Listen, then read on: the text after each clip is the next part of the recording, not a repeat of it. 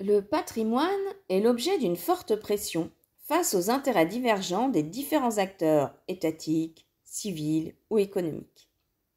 Le patrimoine est exploité et mis en valeur, mais peut être menacé par les besoins urbains face à une urbanisation galopante, face aux conflits armés, voire même face au tourisme. Le patrimoine est générateur de tourisme et donc de devises. Cependant, ce tourisme est très inégalitaire, que ce soit au travers de l'histoire, des classes sociales ou des territoires concernés. Le tourisme est apparu en Europe au XVIIIe siècle. À l'origine, ce sont les jeunes aristocrates britanniques qui faisaient un tour du continent européen sur les sites qui avaient eu un rôle majeur dans l'histoire, la culture et la civilisation européenne. Au XIXe siècle, le périmètre du tourisme s'élargit aux colonies. À partir du XXe siècle et de l'apparition des congés payés, le tourisme n'est plus l'apanage d'une classe sociale. Il faut cependant attendre les Trente Glorieuses pour que le tourisme se développe de manière importante. Aujourd'hui, nous sommes désormais à l'ère du tourisme de masse. Le tourisme participerait au réchauffement climatique à hauteur de 8% des émissions de gaz à effet de serre. D'après l'Organisation mondiale du tourisme, 95% des touristes mondiaux visitent moins de 5% des terres émergées. En France, 80% de l'activité touristique se concentre sur 20% du territoire. On parle alors de surtourisme ou d'overtourisme.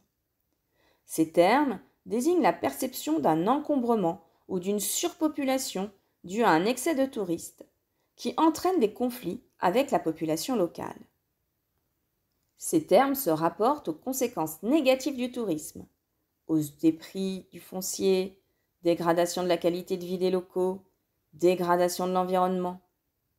Certaines villes sont particulièrement impactées par ce surtourisme. En 2019, Dubrovnik, en Croatie, accueillait 36 touristes par habitant. Classées au patrimoine de l'UNESCO, les rues étroites de Dubrovnik étaient si gorgées de monde que l'UNESCO a exigé en 2017 l'instauration d'un numerus clausus, faute de quoi la ville perdrait son label. Paris, quant à elle, se trouvait à la 11e place de ce classement avec 9 touristes par habitant. L'impact d'Instagram et des influenceurs peut être important dans ce phénomène du surtourisme, de même que les séries télé ou le cinéma, qui popularisent certaines destinations qui deviennent à la mode. La ville de Dubrovnik a été le lieu de tournage d'un certain nombre de scènes de la série Game of Thrones. En France, on peut évoquer les falaises d'Étretat, qui, déjà attirantes pour les touristes, ont encore gagné en popularité suite à la diffusion sur Netflix de la série Arsène Lupin avec Omar Sy. Le même phénomène est observé en Suisse, dans le petit village d'Isolwald, qui voit affluer plus de 1000 touristes par jour pour une population de 420 habitants, à la suite du succès de la série coréenne Crash Landing on You. Pour décourager certains touristes et pour financer les aménagements nécessaires à cette forte pression journalière, la mairie a décidé de rendre payant l'accès au ponton où les fans viennent se prendre en photo afin de reproduire une scène populaire de la série. Il leur en coûte 5 francs suisses. De même, l'île de Noirmoutier en Vendée, qui accueille jusqu'à 100 000 visiteurs par jour pour une population s'élevant à 10 000 habitants, s'inquiète de la dégradation des espaces naturels, de la gestion de l'eau potable et des problématiques de sécurité afférentes à cet overtourisme. L'idée émise est d'installer un péage sur le pont pour les visiteurs pour freiner ce raz-de-marée humain. Mais le patrimoine peut aussi être l'enjeu de conflits d'usage lorsqu'il se heurte au développement économique.